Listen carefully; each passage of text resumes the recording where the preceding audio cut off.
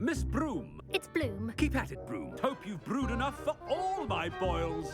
I've a good mind to write to the Department of Magical Games and Sports at the Ministry about you. Good idea. I can even provide the parchment should you need it.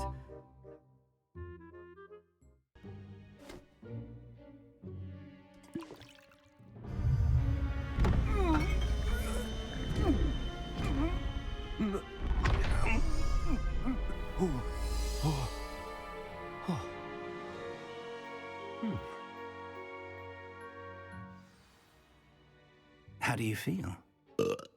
Incredible. I won't forget that taste anytime soon. How do I sound? Convincing. I've taken the liberty of transfiguring your robes. As we discussed, you'll need the password from Scroope, who could be anywhere in the castle. You might look for Professor Kogawa. She's taken to badgering the poor elf about Quidditch in the hopes that he can convince Black to change his mind. Thus far, unsuccessfully. I see. But what if Professor Black sees me? Leave him to me. I shall tell him where to meet a liaison from the Ministry in Hogsmeade. That should give you plenty of time. Thank you, Professor. I suppose we'll meet again in the map chamber. It's rather strange to hear gratitude coming from Professor Black. I'll see you there. Now to find the Headmaster's house elf. Do you have a moment, Professor? Professor, I was hoping to catch you. Places to be, Professor Sharp. Places to be. Of course, sir. Only, you'd asked me about a particular potion, and I did? I did, yes. Well, spit it out, Sharp. I don't have all day. Probably best not to discuss it here, sir.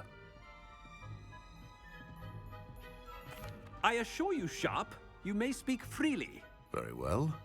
I've brewed the cure for boils you wanted. I can drop it by your office when it's convenient. Of course, yes. No need for all the cloak and dagger. Simply have a student deliver it. A student. Very well, sir, if you insist. I do. And thank you, Sharp. I just hope you've brewed enough for all my boils.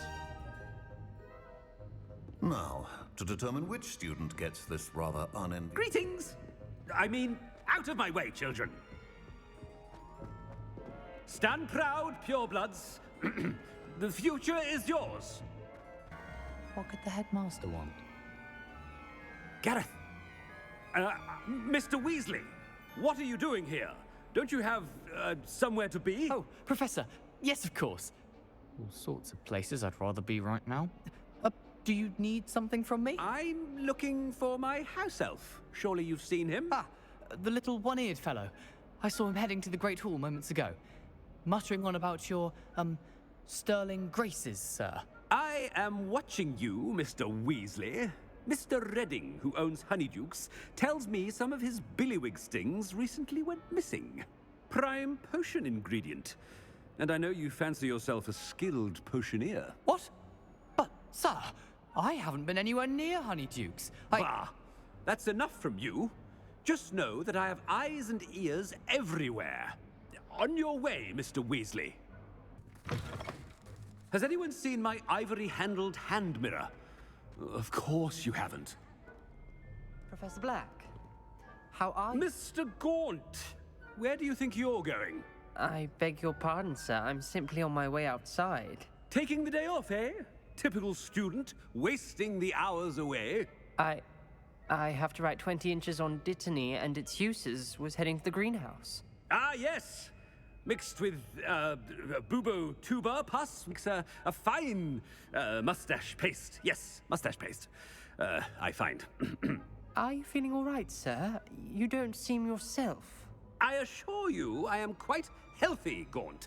If I need a medical diagnosis, I shall head to St. Mungo's. If you... Something is very wrong with Professor, a word? Professor Black, again, it is not too late to reconsider your decision regarding Quidditch. We could still have trials and a somewhat shortened season. It would be better than none at all. But the injury, Madam Kogawa. Professor, More than one student has taken a bludger to the head on our pitch. I dare say it knocked some sense into them. And they're fine now. The fact that it happened to be a pureblood, well, that's no reason to... What nonsense! That you would trivialize the health of a student over a silly game. A silly game? You are quite impossible sometimes. Sir, I've a good mind to write to the Department of Magical Games and Sports at the Ministry about you. Good idea. I can even provide the parchment should you need it. Now, where is my elf? Parchment? Very well, I will, and with pleasure. And I spotted Scroope in the Great Hall. Seems to be avoiding me. I wonder why. Good day, Madam Kogawa. What did we do to deserve him as a headmaster? You call that a shine on those boots? Do better! Headmaster, I hope it's not about anything I've been doing. Miss Blume, a word. Oh, Professor, this is an interesting surprise. It's Bloom, by the way. Remind me of your area of affinity, Blume. OWLs are swift approaching. Charms, sir. Non-verbal spells. Might work on one that makes me disappear. Well, keep at it, Blume. And before you know it, you'll be as invisible as that new fifth year seems to be. They're not invisible, sir. I've seen them near the library. In fact, they help me with my, heavy books. Speaking of invisible, where's my blasted house elf? Chewing with your mouth open? Where are your manners? Professor, a word, please. Hello, Professor Black. Ah, Professor Weasley. How delightful to see you. Sir? Since I have you here, I wonder if I might, speak with you about Professor Fig. Oh, very well. I've decided to give him a bit more, leeway with his time. Leeway, Professor? Are you sure that's wise? I confess I do worry for his students. He's rarely here as it is.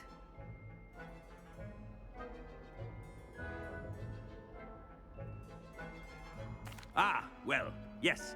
He's handling some official ministry business for me. I see. But, sir, if I may, I am wary of how much time the new fifth year seems to be spending away from the castle, supposedly on Professor Fig's behalf. I've heard unsettling rumors of their escapades.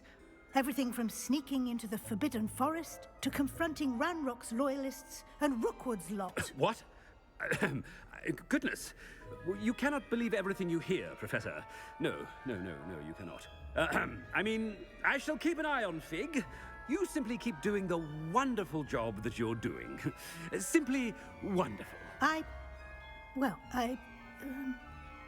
Thank you.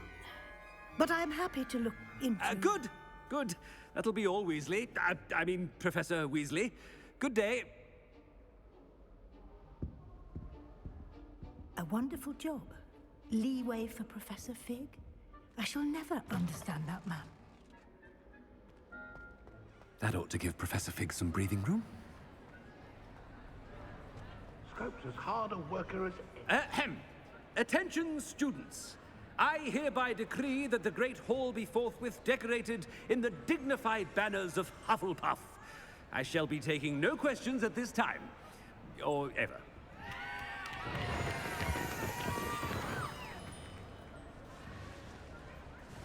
Scroope! Oh, greetings, Master. Remind me of the password to my office. Oh, but Master made Scrope swear never to tell anyone, even Master himself. How dare you question me? I've a mind to give you a matching set of ears. Yes, sir. Of course, sir. Scrope begs forgiveness. It is the Black family motto, Master. Right. Of course. Master does remember it.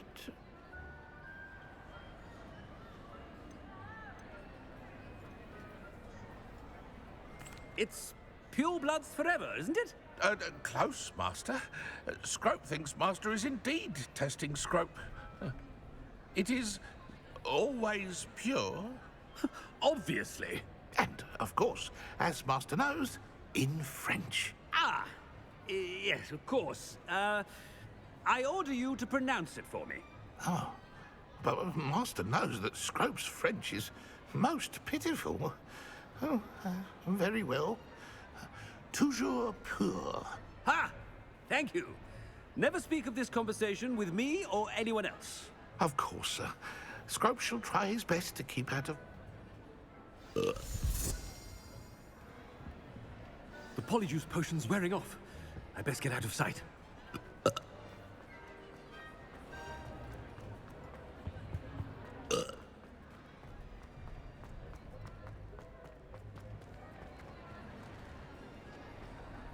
Made it just in time. It's wearing off. Fig was right. I can't believe it worked. Now to speak the password to the gargoyle.